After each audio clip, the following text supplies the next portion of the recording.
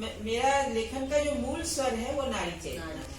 मतलब मैंने देखा कि हर एक क्षेत्र में महिलाएं बहुत ज्यादा योग्यतापूर्ण है, लेकिन उनको मौका नहीं मिल रहा, उनको अवसर नहीं मिल रहा है उनको आगे आने का। तो इसके लिए हमने विश्व मैत्री मंच की स्थापना भी की है, उनको एक मंच भी प्रदान किया है और उनकी योग्यता को हम वैश्विक स्तर पर लाना चाह रहे हैं। अच्छा, उनकी योग्यता को निखारने का काम कर रहे हैं। बहुत बढ़िया मैम, बहुत। मैडम, मैंने जो आपकी आसमानी आंखों का मौसम इस कहानी संग्रह में से शहीद खुर्शीद भी, अंकुश की बेटियां, बाढ़, शहतूत पक गए, पाठक के दिल में निश्चित ही गहरा असर करती है। मैंने भी पढ़ी तो मुझे भी बहुत अच्छी लगी वो कहानी। तो इसके बारे में और अन्य कहानियों के बारे में आप जरा बताएंगे? हाँ बिल्कुल।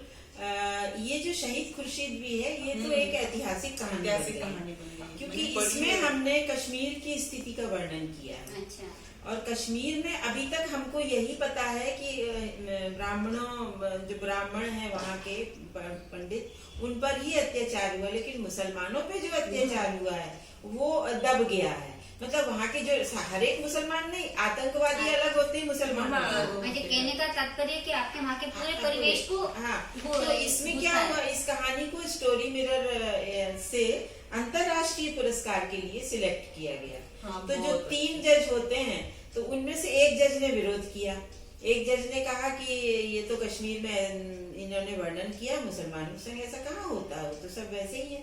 तो उन्होंने 3 पत्रकारों को भेजा कश्मीर, ये पता करने के लिए। हाँ, ये पता करने के लिए। हाँ, नहीं तो क्या, यानी 3 पत्रकारों को भेजा उन्होंने, और तो उन्होंने स्टेज से अनाउंस किया था जब हमें अवार्ड दे। ये बड़ा चेक वहीं से मिला हमको। अच्छा।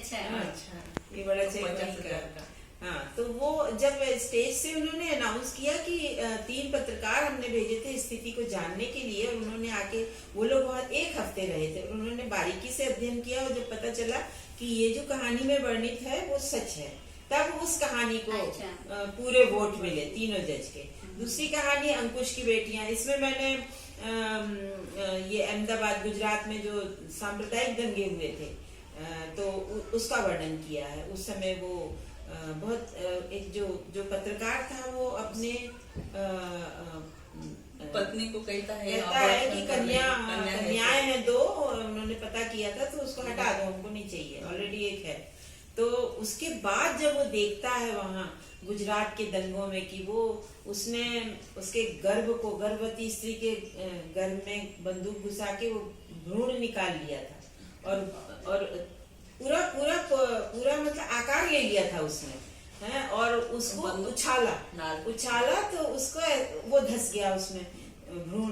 तो उसको ऐसा लगा, ये पत्रकार को, जो इसका हीरो है, कि अंकुश ही नाम है, अंकुश को ऐसा लगा कि जैसे उसकी ही बेटियां पापा करके बोल रही है, तो बस वो तुरंत आगे सुनाई। हाँ, तो यहाँ मतलब कन्या भ्रूण हत्या को मैंने उठाया है सांप्रदायिक दंगों के आधार पर। और फिर है तीसरी बाढ़, है ना। बाढ़ में मैंने एक वृद्ध मन की कहानी है ये, जिसमें उसका बेटा उसको बाढ़ग्रस्त स्थिति में छोड़ के चला जाता है। बहू हालांकि फेवर में है कि पापा को मतलब लेते चलो, दारजी को, सरदारों की कहानी है, तो उनको लेते चलो, लेकिन वो मानता नहीं है, निकल जाता। वो खराब राह पे गया हुआ बेटा रहता है। फिर उसका दोस्त आके उसे बचाता है, वृद्ध का दोस्त, वो रहीम रहता है, मतलब मुसलमान, और ये सरदार रहता है। तो वो उसको बचाता है, और बचा के, और मतलब ये बोलता है कि बेटा कहाँ है, तो वो अच्छा, तो वो समझता है बेटा बाढ़ में बह गया। बेटा बहू, तो बाप सोचता है कि जाने दो, जवानी में वो बदनाम हो जाएगा, मन में सोचा बदनाम हो जाएगा कि बाप को छोड़ के गया, इसलिए वो भी मान लेता है इस बात को। ये वो कहानी। मुझे कहने का तात्पर्य है कि आपने स्त्री के हर पहलू को छुआ है। हाँ, हर पहलू का परिवेश में आपने उसका निराकरण किया है। वही मैंने अपने मतलब लेखन के मूल स्वर को वही बना लिया था मैंने। बहुत अच्छे मैम। लेकिन आपकी जो अन्य कहानियां हैं, इस अन्य कहानी में से आपकी कौन सी एक कहानी सफल कहानी है? मेरी कहानी सफल कहानी किसे कहेंगे आप? मेरी कहानी सफल कहानी वो है जिसमें मेरे पाठक मुझे ढेर सारे पत्र भेजते हैं, खूब फोन करते हैं, खूब मैसेज करते हैं, और फेसबुक पे पोस्ट में अच्छा, लाइक करते हैं। 1,500 लाइक आते हैं। अच्छा, और तो मैं समझती हूँ कि ये मेरी सफलता है। हाँ, Very good. वैसे मैम बहुत आपकी वो अच्छा। चित्रों की जुबान हाँ, चित्रों की जुबान बराबर है ना, राइट? बिल्कुल, मैंने बिल्कुल, पढ़े है बिल्कुल। मैम, आपकी पूरी कहानी पढ़ी है मैंने। चलो। उसमें वो चित्र आज मेरी स्टूडेंट देखो अच्छी डीपली अच्छी पढ़ाई पढ़ के करती आई है। है। आप स्वयं की किस तरह की लेखिका मानती है? जिंदगी के लिए आपका नजरिया क्या है? यानी कि आप जिंदगी को किस तरह से एंगल से देखते हैं आप? देखिए, जो लेखन होता है वो समाज के जो मूल्य हैं, जीवन मूल्य, उनके आधार पर होता है।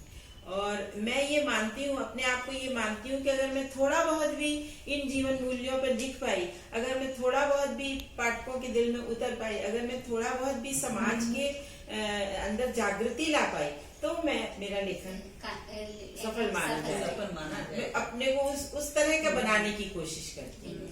और आपने जो कहानियों में लिखना है वही लिखा, क्या खुद का अनुभव या इर्द गिर्द की समस्याओं को भी नहीं, उसमें अंकन मैंने किया है? खुद का अनुभव भी लिखा है। अभी मेरी आत्मकथा प्रकाशित हुई है, मातृभारती में 25 एपिसोड में आ रही है।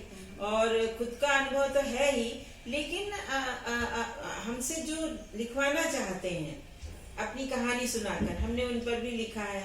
हम चूंकि यात्राएं करते हैं, 26 देशों की यात्राएं की, तो हमने बहुत ज्यादा बारीकी से दुनिया देखी है। हाँ मैडम, आपने तो यात्रा काफी कुछ घूम के आ हाँ, चुकी है। 26 देशों की। हाँ, बाप रे, बहुत ज्यादा घूम चुकी है, तो आपको तो काफी अनुभव आया होगा। बहुत ज्यादा। वो सब कहानी में है, वहाँ अच्छा। के दशा सब कहानी में है। वहाँ का परिवेश हाँ, कहानियों में है। और ये हमारी यात्रा संस्मरण की किताब भी छपी है, अच्छा अच्छा, नीले पानियों की शायराना हरारत।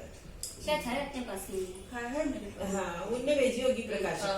हाँ। लेकिन मैम आप वर्तमान के किस लेखकों से प्रभावित है, यानी कि आपको कौन से लेखक साहित्यकार पसंद है?